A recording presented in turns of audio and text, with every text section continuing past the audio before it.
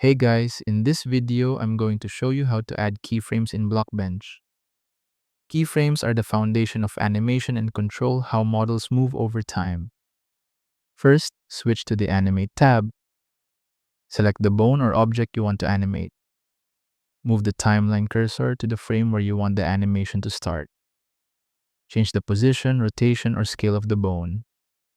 Blockbench will automatically create a keyframe when you make a change.